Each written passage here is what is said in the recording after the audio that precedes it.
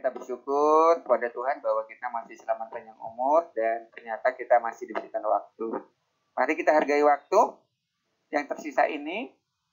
Saya yakin Bapak Ibu punya jam di tangan, bisa melihat waktu setiap harinya, menit dan detiknya, kemudian lihat tanggal mungkin di jam tangan ya. Dan mari kita gunakan waktu kita dengan sebaik-baiknya. Dan bukti dari waktu yang kita gunakan adalah kita memanfaatkan sesuai dengan kegiatan yang sedang kita lakukan, salah satunya. Baik Bapak Ibu, selawat dan salam kita sampaikan kepada Nabi kita Nabi Muhammad. Kita mendengar bersama. Pertama, Bapak Ibu mengidentifikasi 7 aset, lalu lengkap dengan strateginya, lalu Bapak Ibu buatkan dalam produk apapun yang Bapak Ibu inginkan, plus ditambah dengan seperti artikel yang minimal 500 kata itu, begitu ya. Jadi berarti ada 2 ya, hasil identifikasi dan strategi yang produknya dalam bentuk apapun, boleh video atau apapun yang Bapak Ibu inginkan, plus dengan deskripsi 500 kata itu ya. Deskripsi ya seperti artikel lah kalau saya, ulasan terkait dengan 7 aset itu. Nah, yang membedakannya adalah kalau yang sekarang kita akan presentasikan ini kan kerja kelompok. Bagus karena waktunya sudah cukup lama ya untuk mereview tugas-tugas ini sehingga tidak ada perlu revisi. Maka tugas-tugas ini Bapak Ibu mohon upload secara individu ya, upload secara individu di ruang kolaborasi, gitu ya, upload sendiri-sendiri, walaupun tugasnya tugas kelompok, gitu ya. Nah, kalau yang di forum diskusinya itu cukup 1 atas nama ketua yang membuat topik, kemudian yang lainnya menambahi. Ini pembukaan presentasi hasil pemetaan aset dan penutupan. Nah, Bapak Ibu, pembukaan ini diperkirakan 10 menit ya. Kemudian presentasinya nanti 60 menit dengan aturan nanti kita akan sebutkan, jelaskan. Presentasinya beberapa menit, kemudian umpan baliknya berapa menit. Nah, kemudian Bapak Ibu penutup. Nah, kesepakatan Bapak Ibu, terima kasih banyak. Bapak Ibu masih komitmen dengan kesepakatan kita. Nah, presentase hasil pemetaan aset. Ya Bapak ya, gimana presentasinya? Durasi presentasinya 5 menit. Ya 5 menit silakan, kalau memang lebih ya juga nggak apa-apa, tapi jangan terlalu lebih ya. Kemudian nanti setiap kelompok Bapak Ibu akan diminta untuk memberikan umpan balik ya, tanggapan. Nah, umpan balik kalau kelompok 1 yang presentasi, berarti nanti kelompok 2 dan kelompok 3 yang mewakili tanggapan dari hasil kerja kelompok 1. Ketika nanti kelompok 2 yang presentasi, maka kelompok 1 dan 3 yang akan memberikan umpan balik. Nah, umpan balik yang diberikan berdasarkan beberapa pertanyaan. Hal paling menarik yang ditemukan. Nah, terkait dengan 7 aset itu apa yang paling menarik? Dan yang paling ingin diketahui lebih lanjut. Kemudian hal yang mungkin sangat tidak berhubungan dengan aset sumber. Mungkin dari pemantauan atau pengamatan Bapak Ibu yang dipresentasikan itu sepertinya kok tidak menjadi tergolong salah satu dari 7 aset begitu ya. Nah, kemudian Bapak Ibu penilaian presentasi dan umpan balik. Nah, presentasinya Pak Bu ini nanti diberikan penilaian di mana batas waktu bobotnya 15%, kualitas isi dari paparan presentasinya 50%, dan penyampaian dan tanggapan terhadap penyajiannya itu bobotnya 35%. Jadi yang paling tinggi adalah di kualitas isinya, baru penyampaiannya dan tanggapan terhadap penyajian. Nah, ini Bapak Ibu terkait dengan rubriknya ya. Dan rubrik ini ada di modul, saya yakin Bapak Ibu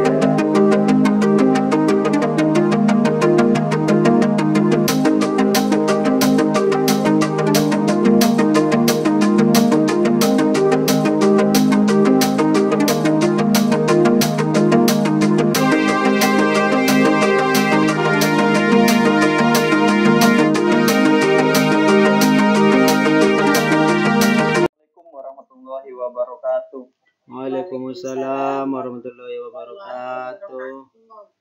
Aduh. Yang pertama Bapak Budi dan kawan-kawan yang pada yang hari ini gabung di GIMET. Baiklah, kami dari kelompok 1, ketuanya Ibu Mulyani Anggibuti MPD, anggota saya sendiri M.Ed Hidayat dan Ibu Kasmawati. Untuk sedikit pembukaan dari saya, kami dari kelompok 1 itu kebetulan aset identifikasi yaitu SMP Negeri 37 dan SMP Negeri 34. Kepada Ibu Kasmawati kami persilakan.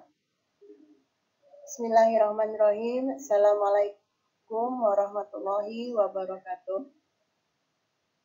Waalaikumsalam warahmatullahi wabarakatuh. Baiklah, terima kasih Bapak untuk atas kesempatannya.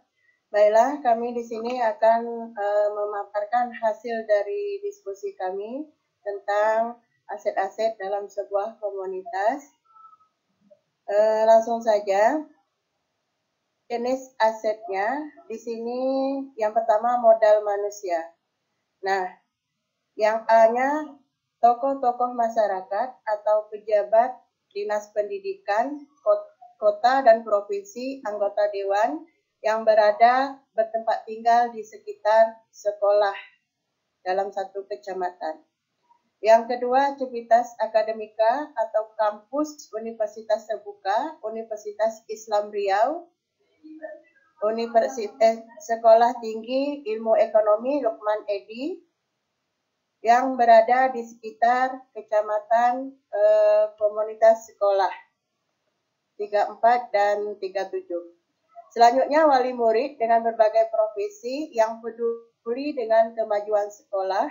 Di sini wali murid yang ada berprofesi sebagai wartawan, ada yang berprofesi sebagai membuka konveksi pakaian, ini bisa kita jadikan aset.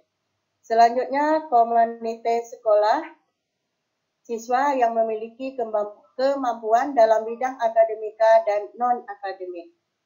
Selanjutnya, Pak ya, lanjut kolom yang kedua, tujuan.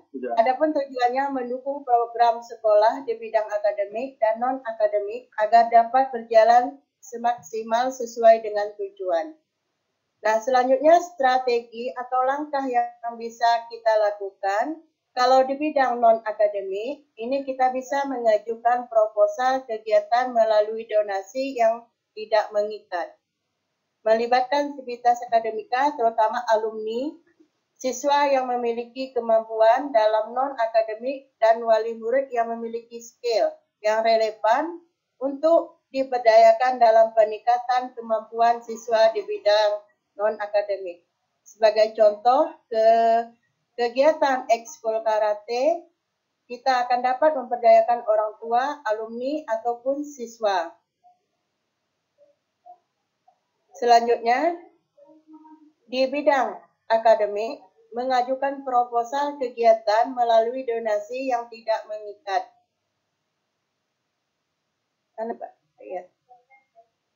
Yang tidak mengikat.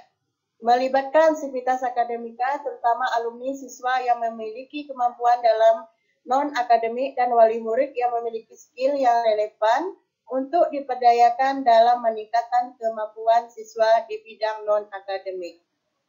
Baik, selanjutnya, lanjut Pak Ayat, kita masuk kepada aset modal, contoh. Kegiatan literasi dalam pengembangan diri peserta didik dapat mengundang orang tua yang berprofesi sebagai jurnalis untuk mengajarkan siswa bagaimana menjadi penulis yang baik dalam kegiatan pembuatan karya ilmiah remaja.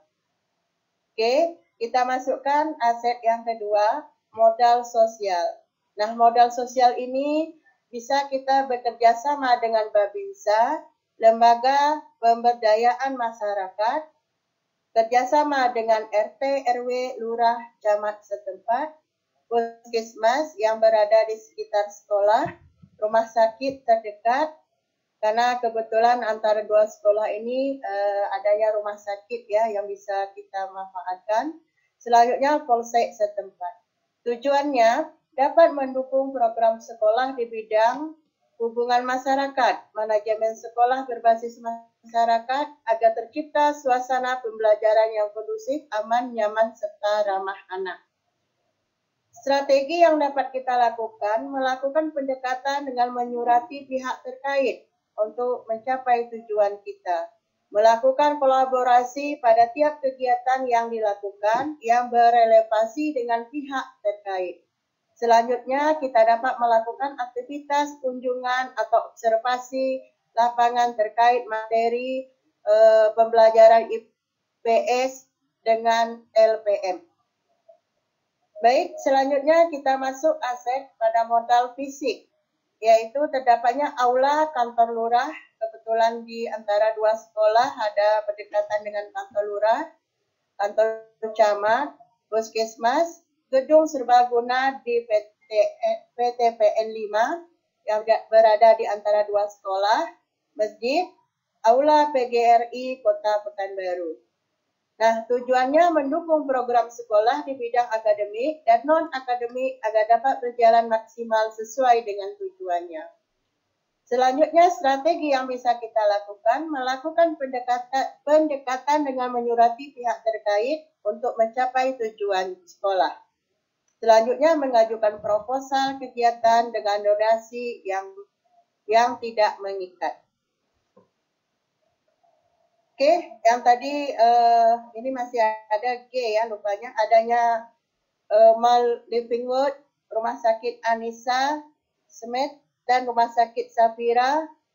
Kalau bank, ada juga Bank BTN, BRI, BNI, Mandiri, dan juga kantor pos yang berada di lingkungan antara dua sekolah.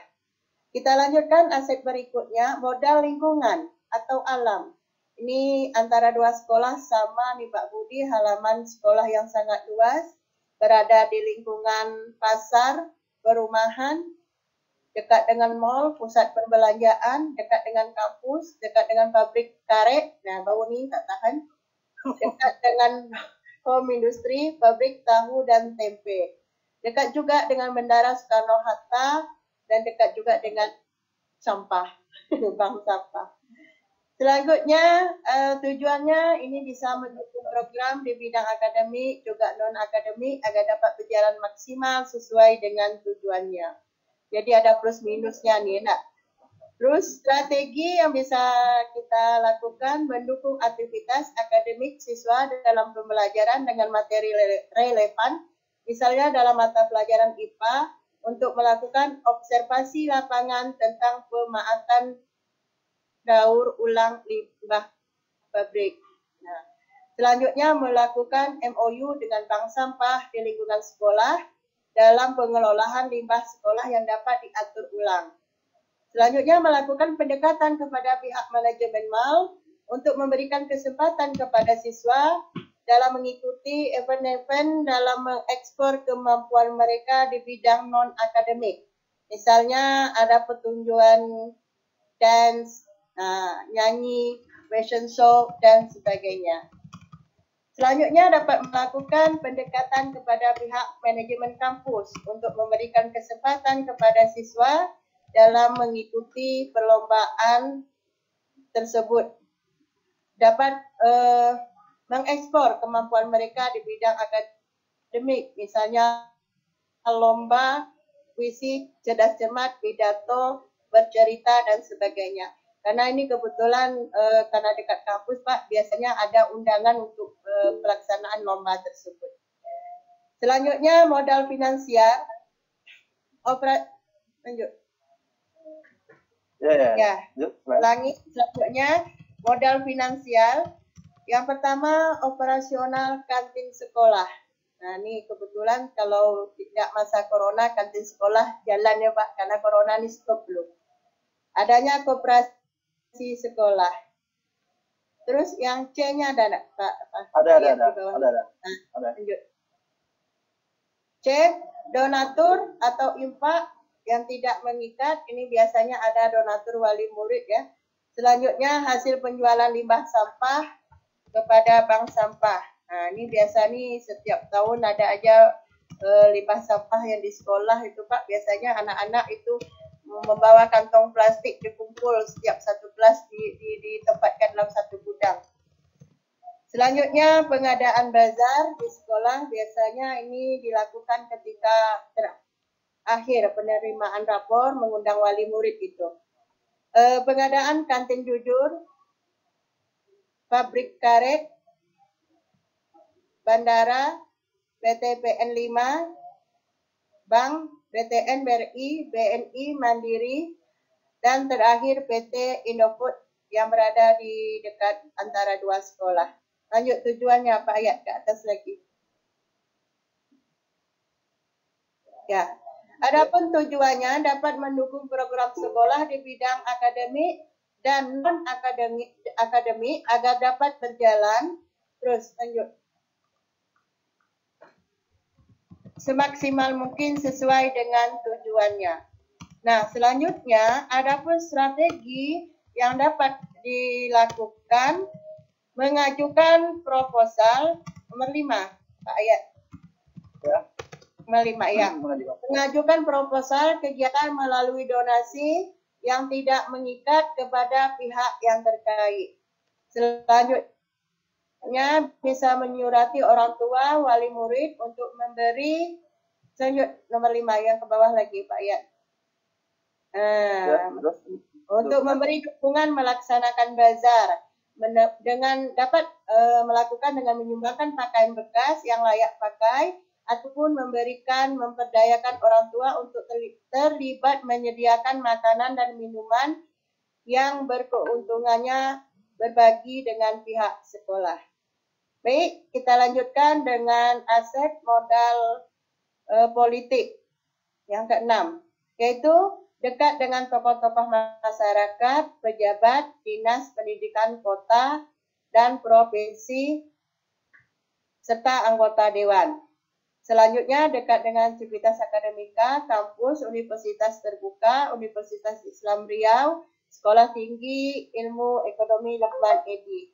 Nah, tentunya ini sangat bisa kita laksanakan untuk berkolaborasi dalam memanfaatkan sesuatu yang kita inginkan.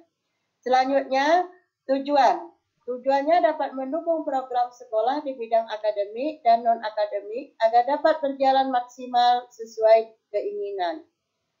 Baik, selanjutnya strategi yang bisa kita lakukan, melakukan pendekatan dengan menyurati pihak terkait untuk mendukung kegiatan yang akan kita lakukan, baik dukungan moral maupun moral.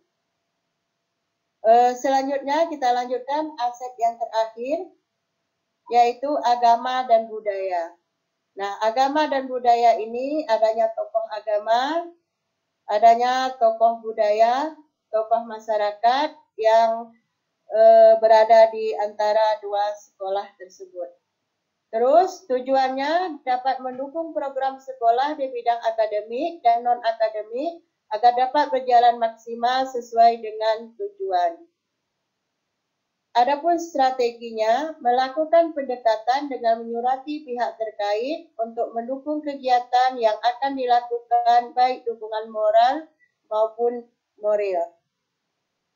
Baik Bapak Ibu, demikianlah paparan hasil diskusi dari kelompok 1.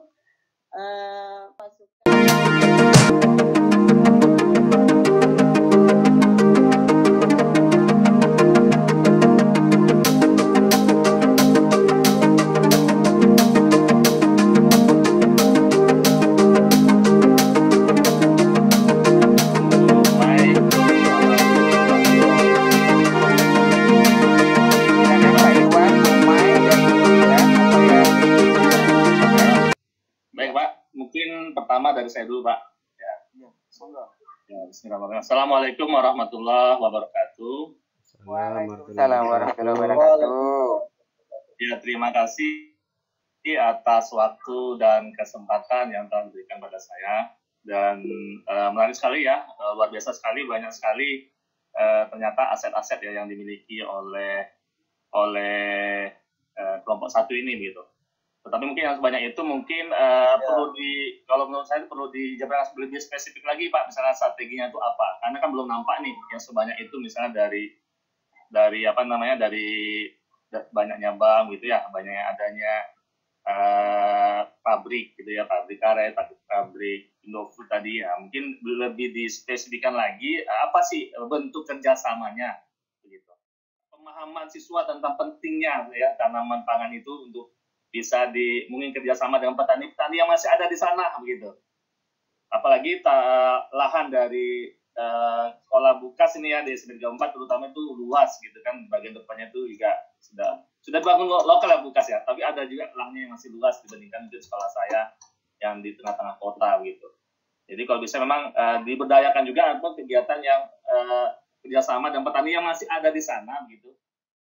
Strateginya di sini nih yang seperti apa? Karena kan LPM ini kan setahu saya adalah di tingkat kelurahan gitu ya, di tingkat kelurahan gitu. Terus strategi di sini adalah melakukan kunjungan ataupun observasi lapangan terkait materi IPS dengan LPM.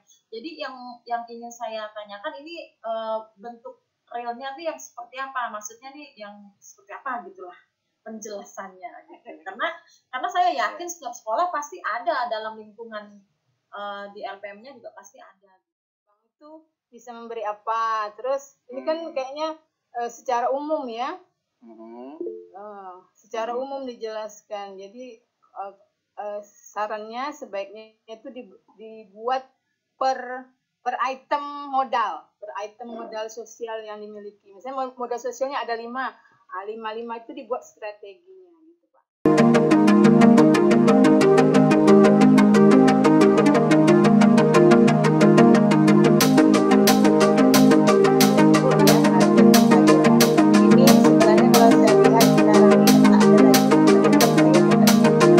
Jadi kalau dulu memang ada kegiatan ya anak-anak pergi ke kebun menanyakan bagaimana kok bayam ini sesubur ini waktu saya di sekolah SMP 25 dulu, tapi dulu.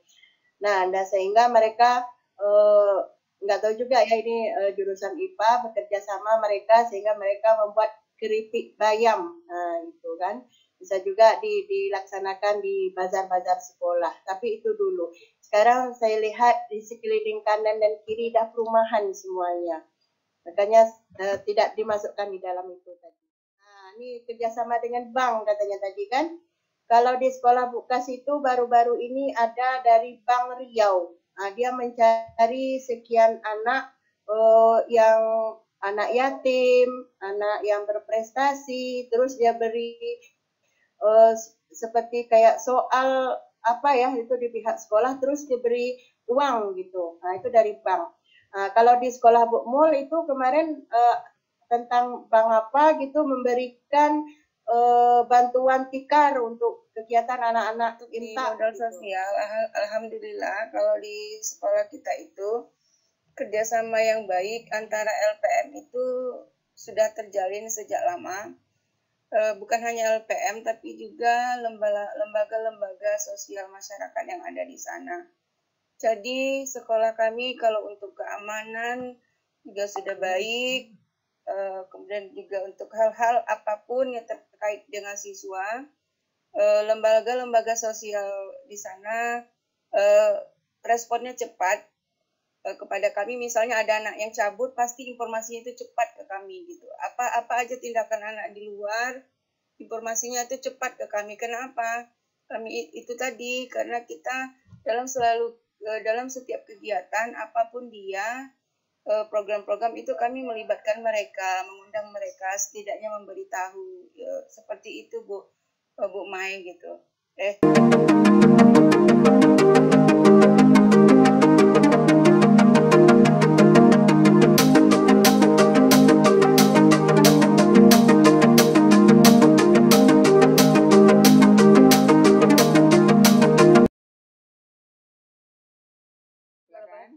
Kalau melihat ini sih, ya melihat modal ini yang dimiliki, aset yang dimiliki kelompok satu tadi, saya sih menyarankan gitu ya, mungkin sudah dilakukan juga. Pentingnya selain mengajak kerjasama, penting juga apalagi SMP ya gitu ya.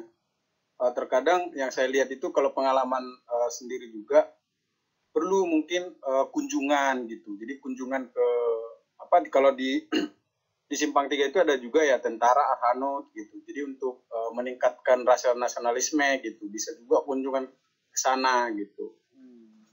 Kemudian kunjungan ke bandara gitu. Jadi anak bisa lihat ya kan, karena memang sudah tahu gitu ya. Perlu juga anak-anak tahu. Jadi sehingga mereka punya cita-cita gitu, sekaligus itu bisa menjadi bahan kita untuk memotivasi mereka gitu. Kunjungan ke BPK gitu kan dekat situ juga gitu ya, kantor gubernur, kantor wali kota, perbankan, perpajakan gitu. Apakah strategi itu sama dengan program tahunan yang harus disiapkan setiap awal tahun sebelum tahun ajaran baru? Karena kalau misalnya kita memanfaatkan aset yang ada, daftar aset itulah yang akan kita gunakan di strategi, atau sepertinya strategi itu seperti program tahunan yang akan dilakukan dalam setahun ke depan. Terus yang kedua, kalau misalnya memang strategi itu adalah program tahunan atau kegiatan yang akan dilakukan setiap tahunnya yang disiapkan di awal tahun, kita mengidentifikasi aset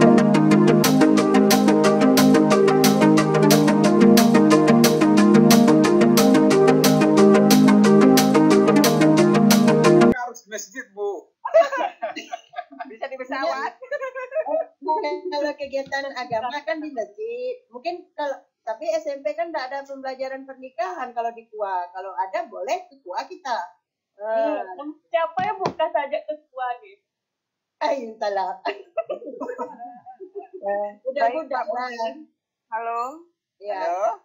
Iya Pak, baik, terkait dengan pertanyaan Pak Jawandi tadi, saya ingin menambahkan di sini untuk masalah kunjung dan mengunjungi. Sebenarnya ini sudah terlaksana di sekolah kami Pak, di mana kalau untuk kunjungan itu sering lembaga-lembaga yang ada di dekat situ seperti kejaksaan datang ke sekolah. Kemudian Bapak Camat juga datang ke sekolah, Pak Lurah, yang memberikan pembinaan pada setiap upacara hari Senin, begitu Pak. Setidaknya memotivasi dan anak-anak tahu tentang hukum, itu yang sudah terlaksana. Selanjutnya, kalau untuk mengunjungi, tergantung pada pembelajaran yang dilakukan. Kalau IPS, anak-anak kita arahkan berkunjung ke museum yang dekat sekolah ada. Kemudian kalau untuk IPA, kebetulan di sekolah kami itu udah banyak home industry, pemanfaatan pabrik tahu di sana, masalah fermentasi itu sudah dilakukan Bapak. Terima kasih Pak Jawandi, semoga terjawab apa yang Bapak tanyakan. Iya. Wah, Bu Mul ini nggak bisa diem beliau. Dalam kondisi sakit pun mau jawab. Ya. Dari suaranya ketahuan beliau itu sakit. Ya. Ya. Baik. Baik Bapak Ibu, cukup ya. Lalu saya simpulkan. Saya akan memberikan tanggapan pertama kepada pertanyaan Bu Lia yang secara umum. Jadi gini Bapak Ibu ya. Di sekolah itu ada namanya RKS, Rencana Kerja Sekolah. RKS itu dijabarkan menjadi RKAS, Rencana Kerja Anggaran Sekolah. Rencana Kerja Sekolah itu Pak Bu, ada jangka pendek, ada jangka panjang, ya. Nah, jangka pendek itu 1 tahunan. Malah sekarang kalau Bapak Ibu nanti ikut seleksi calon kepala sekolah dari jenjang SMP, nah ini saya kasih tahu nih ya. Nanti Bapak Ibu akan diminta untuk menyusun visi. Nah, ya, lalu Bapak Ibu diminta untuk menentukan program kegiatan tahun pertama apa, tahun kedua apa, tahun ketiga apa, gitu. Nah, kalau Bapak Ibu pernah terlibat dalam penyusunan RKS dan RKAS, di sana Bapak Ibu akan diminta sumber dananya dari mana, gitu ya. Sumbernya dari mana saja, begitu, ya. Nah, jadi Bapak Ibu intinya, nah, tugas kita ini seperti yang Bu Lia tanyakan, tugas utamanya pada sesi ini adalah mengidentifikasi 7 aset itu dulu.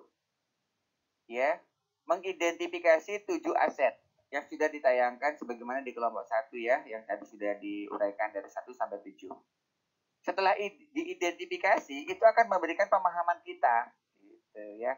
Ternyata inilah kekayaan-kekayaan ya, dukungan-dukungan dari lingkungan sekitar.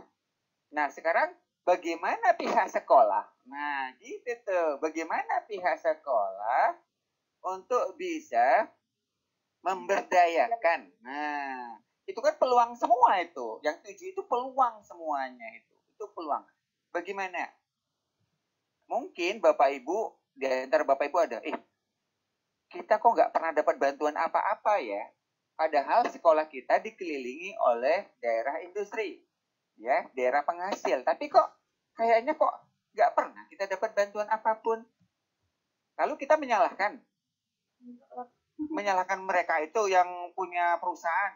Nggak boleh, nggak boleh. Pertanyaannya kita bagaimana memberdayakan beliau gitu. Jangan menunggu dong, kita datang dong. Nah, datang seperti apa? Nah, itu. Jadi dalam kegiatan ini kita diminta untuk mengidentifikasi itu supaya kita paham bahwa sebenarnya sekolah bisa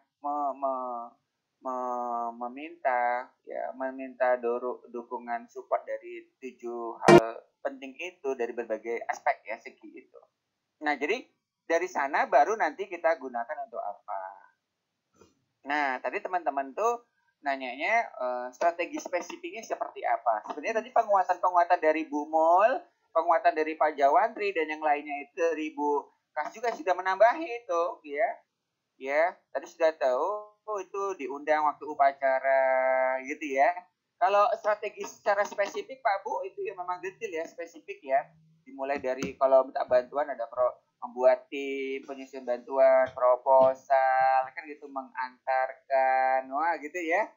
Atau melakukan kunjungan, seterusnya itu memang rigid gitu. Tapi sekali lagi saya katakan bahwa kita di momen ini diminta untuk mendapatkan pemahaman dan saya kira juga sekaligus menyadari bahwa sebenarnya banyak di luar sekolah sana yang bisa kita gunakan untuk keberhasilan sekolah. Lalu bagaimanakah caranya? Bagaimanakah strateginya? Gitu ya. Nah itu. Mana yang mau digunakan ke program mana di RKS atau RKS, kita belum sampai di sana. Belum. Ya, karena kita sendiri pun tidak sampai pemahamannya di RKS dan RKS itu Bapak Ibu, ya itu akan semakin sulit bagi Bapak Ibu dan kita, karena kita memang belum sampai di sana tatarannya. Dan di sekolah itu pun tidak semua guru bisa masuk pada tim penyusun RKS dan RKS ya, karena itu memang biasanya sih kepala sekolah, wakil ya, beberapa guru dengan yayasan yang memang ke sana arahnya gitu ya. Tim elit tuh Pak. Iya. Ya, jadi Bapak Ibu melihat hasil dari kerja kelompok Bu Mul, Bu Kas dan Pak Yatul, saya kira sudah sangat baik ya, sangat rigid, potensinya sudah tergambar, yang 7 itu sudah. Nah, untuk strateginya tadi memang belum semuanya diungkap ya. Sudah BRI bantuannya adalah tiker ini, Babinsa ini gitu ya. Strategi ini Pak Bu bisa Bapak Ibu tambahkan bukan hanya untuk di bidang apa dan pada momen seperti apa, tapi akan lebih baik kalau strategi ini dijabarkan dengan cara bagaimana caranya supaya kita mendapatkan daya dukung dari 7 aset itu atau sumbangan dari 7 aset itu. Bagaimana caranya? Contoh kayak Babinsa itu datang ke sekolah. Apakah ketika datang saja? Tidak. Ya kan? Tentunya apa? Membuat jadwal upacaranya, kan gitu ya, membuat jadwal dan menyebutkan namanya. Lalu surat itu diantarkan langsung kepada kantor Babinsa, gitu ya kan, disampaikan. Nah itu lalu sekolah pun akan menghubungi 1-2 hari sebelum hari H, nah gitu. Jadi strategi ini adalah Pak Irwan tidur. Ya, strategi ini adalah bagaimana tata cara yang harus dilakukan oleh sekolah supaya kita mendapatkannya gitu. Jadi best practice-nya itu yang mau kita dapat. Tapi tadi sudah tergambar kok, ya walaupun secara tidak detail, tapi sudah nampak di mana. Bapak Ibu.